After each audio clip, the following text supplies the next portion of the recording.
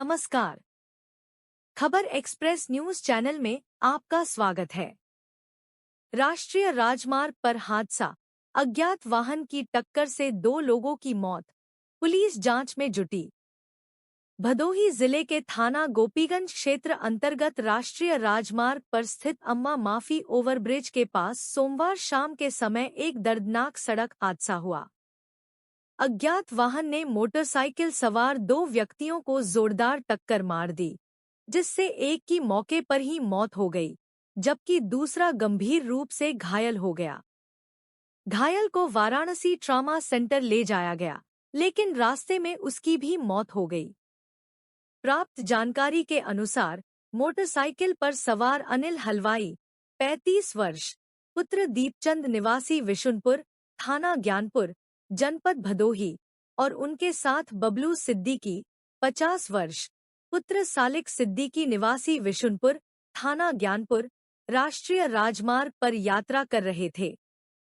इसी दौरान अम्मा माफी ओवरब्रिज के पास एक अज्ञात वाहन ने उनकी मोटरसाइकिल को जोरदार टक्कर मार दी।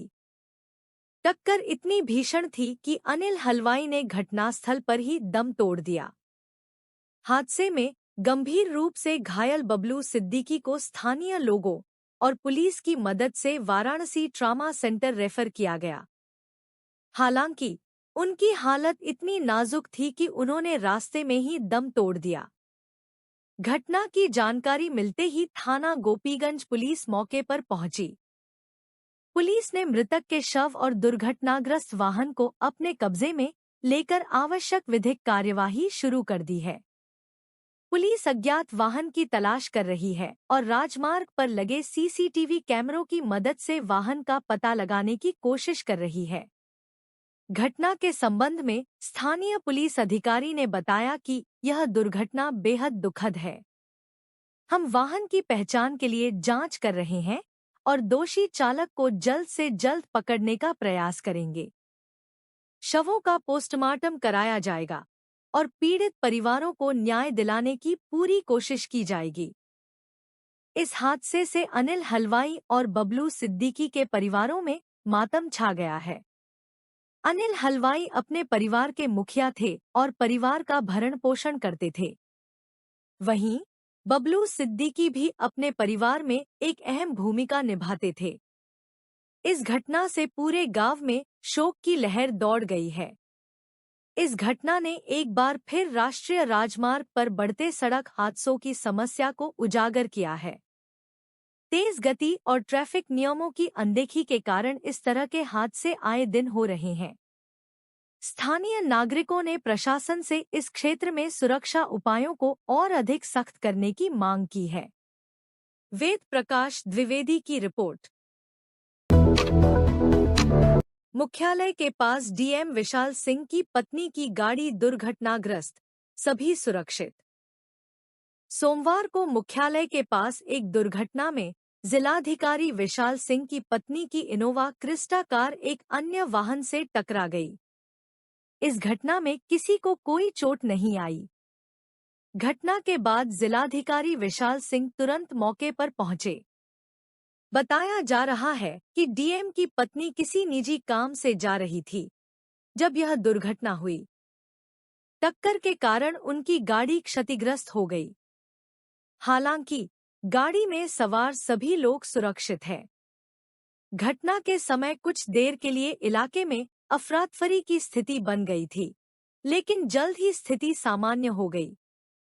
जिलाधिकारी ने इसे एक मामूली घटना बताते हुए कहा कि सभी सुरक्षित हैं और किसी प्रकार की चिंता की बात नहीं है।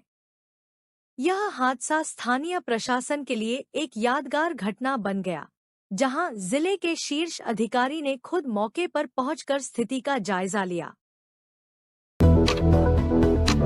वाराणसी प्रयागराज हाईवे पर सड़क हादसा, महिला की मौत, एक गंभीर रूप से घायल। वाराणसी प्रयागराज हाईवे के उत्तरी लेन पर सूफीनगर के पास एक दर्दनाक सड़क हादसे में एक महिला की मौत हो गई, जबकि दूसरी गंभीर रूप से घायल हो गई। घटना उस समय हुई जब दोनों महिलाएं सूफीनगर के एक निजी नर्सिंग होम में भर्ती अपने परिवार की सदस्य को देखने जा रही थी। सूत्रों के अनुसार ऊंच थाना क्षेत्र के बेलहुआ गांव की रहने वाली मैना देवी 50 और चंद्रावती देवी 38 एक साथ नर्सिंग होम जा रही थी। उनके परिवार में किसी ने बच्चे को जन्म दिया था, जिसे देखने के लिए वे जा रही थी। नर्सिंग होम हाईवे के दक्षिणी पटरी पर स्थित था। सड़क पार करते समय प्रयागराज से वाराणसी की ओर जा रही एक तेज रफ्तार कार ने उन्हें जोरदार टक्कर मार दी। इस हादसे में मैना देवी की मौके पर ही मौत हो गई, जबकि चंद्रावती देवी गंभीर रूप से घायल हो गई। स्थानीय लोगों की मदद से उन्हें तुरंत गोपीगंज सीएचसी ले जाया गया, लेकिन हालत गंभीर होने के चलते उन्हें वाराणसी के ट्रॉमा सेंटर रेफर कर दिया गया। इस हादसे की खबर मिलते ही पीड़ित परिवार में मातम पसर गया। परिजनों का रो रो कर बुरा हाल है। पुलिस ने घटनास्थल पर पहुंचकर कार चालक की तलाश शुरू कर दी है और मामले की जांच कर रही है।